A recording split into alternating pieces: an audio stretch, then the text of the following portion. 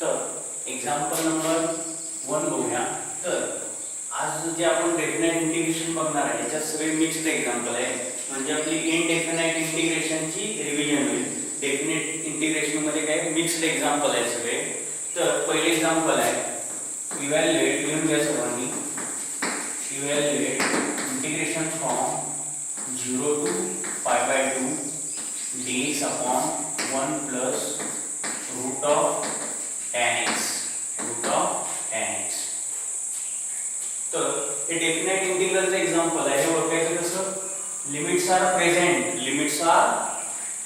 Limit दिलेली असतात to solution. तर काय करतो आपण? दिलेले इंटिग्रेशन आय डिनोट केलं. काय दिले? Integration from 0 to π/2. न्यूमरेटरला काय म्हटलं? काय मी 1 सबकॉमा लिहिले plus root of tan x dx. बरोबर. तर इथं आपल्याला रूट ऑफ tan x दिलाय. मग आपल्याला याचं कन्वर्जन करावं लागेल साइन आणि कॉस मध्ये. म्हणजे काही what is next step? Integration from 0 to π/2 1 upon 1 plus root of tan theta is, कोण सांगितलं? Root of tan theta is, tan theta काय असतो ते सांगा आधी. sin theta upon cos theta. मग इथं आपल्याला स्क्वेअर रूट दिले म्हणून रूट घेऊया सेपरेटली. आणि की रूट a/b काय असतो? Root a upon root b. म्हणजेच replace theta by x. Theta कोण आहे? x. म्हणजेच काय येईल? Root of tan x, root of sin x upon root of cos x. Root of sin x upon root of cos x dx. मग simplify करा. Integration from 0 to π/2 1 upon 1. इथं आता काय करायचं? डिनॉमिनेटरचा एलसीएम काढूया. कसं करतो? Cross state. म्हणजे root of cos x into 1 root of cos x plus 1 into root of sin x ही root of sin x whole divided by root of cos x into 1 ही root of cos x dx. तर बरोबर which is equal to integration from 0 to π/2. तर डिनॉमिनेटरचा denominator हा कोण असतो रे? Numerator. म्हणजे root of cos x into 1 root of cos x upon root of cos x plus root of sin x dx. तर याला म्हणूया इक्वेशन नंबर 1. Equation number 1. आता मग झालं का रे sin आणि cos मध्ये कन्वर्जन? मग कुठली प्रॉपर्टी वापरणार? Step number first. अरे लिमिट बघा काय दिले? Lower limit is 0, upper limit is a. म्हणजे clearly use integration from 0 to a.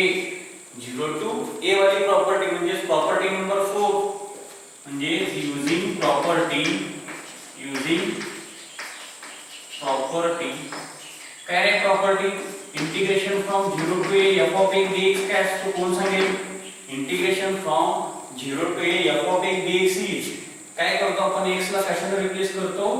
Upper limit minus x न. म्हणजेच काय येईल बघा? Integration from 0 to a f of replace x by upper limit. मग अप्पर लिमिट आहे a मायनस x dx. म्हणजे x ला कशाने रिप्लेस करतो आपण? Put x equal to a minus x. म्हणजे इथं आता पुट 1 मध्ये x ला कशाने रिप्लेस करणार? a मायनस x न. म्हणजे a ची व्हॅल्यू काय येईल? π/2. बघा lower limit is 0, upper limit is a and clearly a is π/2.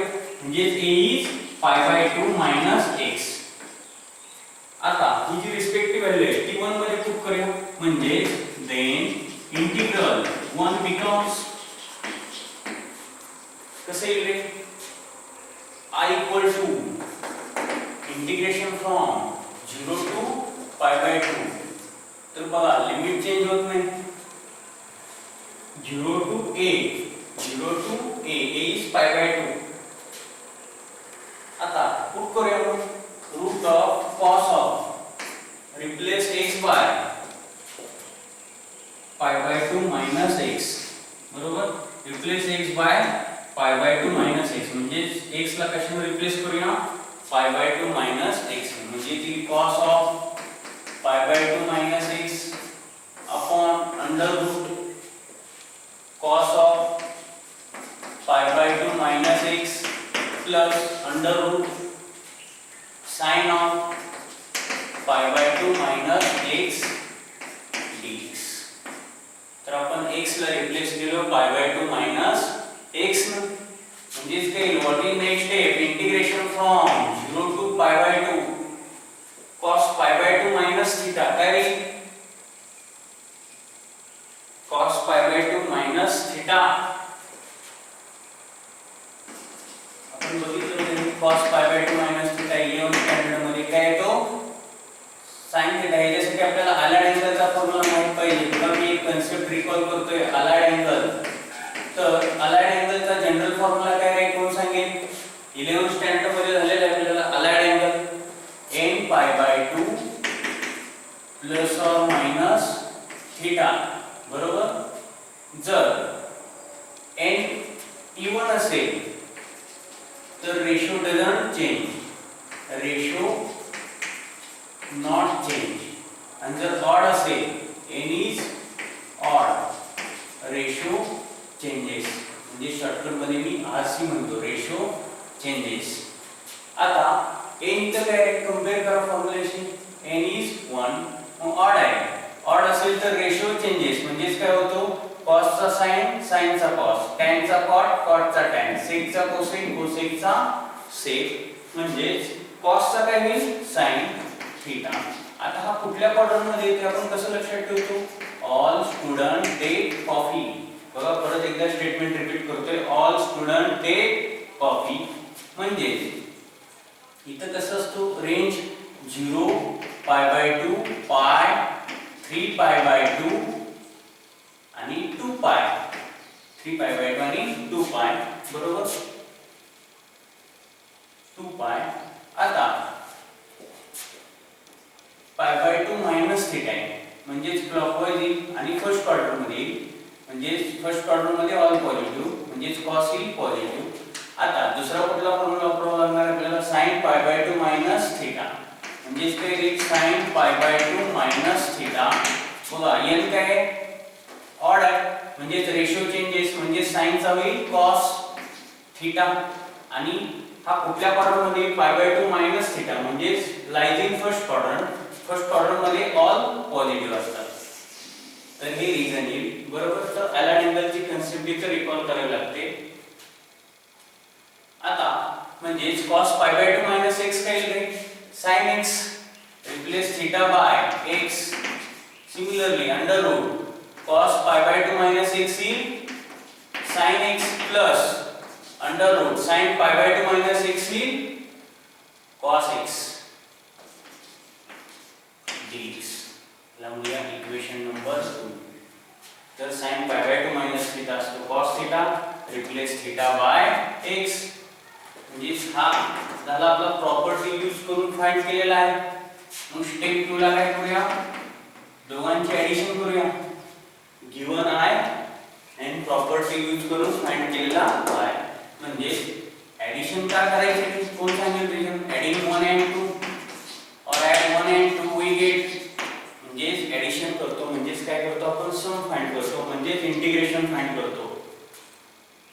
तर LHS ची ऍडिशन होईल RHS ची ऍडिशन होईल बरोबर. म्हणजेच काय येईल I प्लस हा LHS ची ऍडिशन केली मग हा I गिवन आहे काय दिलं आहे integration from 0 to pi by 2 under root cos x upon under root cos x plus under root sin x dx plus property use करून फाइंड केलेला काय काय integration from 0 to pi by 2 under root sin x upon under root sin x plus under root cos x dx बरोबर. तर addition करूया काय बघा denominator same आहे root of cos x plus root of sin x काय आणि root of sin x plus root of cos x काय इथे a प्लस b इथे b प्लस a बरोबर. मग कोणता एक डिनॉमिनेटर घेऊया आणि लिमिट सेम कॉमन काढूया लिमिट आणि ऑपरेटर म्हणजे डिनॉमिनेटर सेम आहे ऍडिशन ऑफ न्यूमरेटर म्हणजे काही डिनॉमिनेटर आहे का सेम म्हणजे root of cos x plus root of sin x मग न्यूमरेटरचे ऍडिशन करा गिवन आहे मध्ये न्यूमरेटर कोण आहे root of cos x plus property use करून फाइंड केलेला आहे मध्ये न्यूमरेटर कोण आहे रूट ऑफ sin x बरोबर म्हणजे ऐका a plus b get cancelled a plus b get cancelled म्हणजे काय येईल रे 1 by 1 म्हणजे 1 येईल अरे integration from 0 to pi by 2 1 by 1 is 1 dx मग 1 चे इंटिग्रेशन काय राहतं इंटिग्रेशन ऑफ 1 इज आपण इनडेफिनेट इंटिग्रेशन मध्ये बघितलं होतं 1 चे इंटिग्रेशन येतं x ज्याची upper limit is pi by 2 lower limit is 0 इथं रिझन लिहूया integration of 1 is x plus c तर इनडेफिनेट मध्ये कॉन्स्टंट येतो डेफिनेट मध्ये कॉन्स्टंट लिहायचा नाही जनरली c लिहिला तरी चालेल पण डेफिनेट इंटिग्रेशन मध्ये c is absent because here limits are absent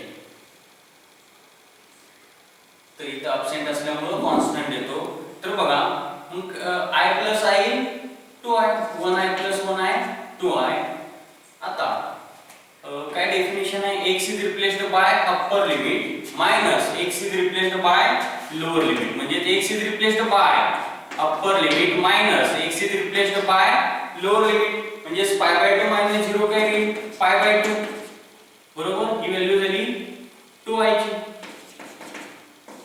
आता 2 into ता LHS ला गेल्यावर डिवाइड होईल बरोबर म्हणजेच काही i equal to pi by 2 upon 2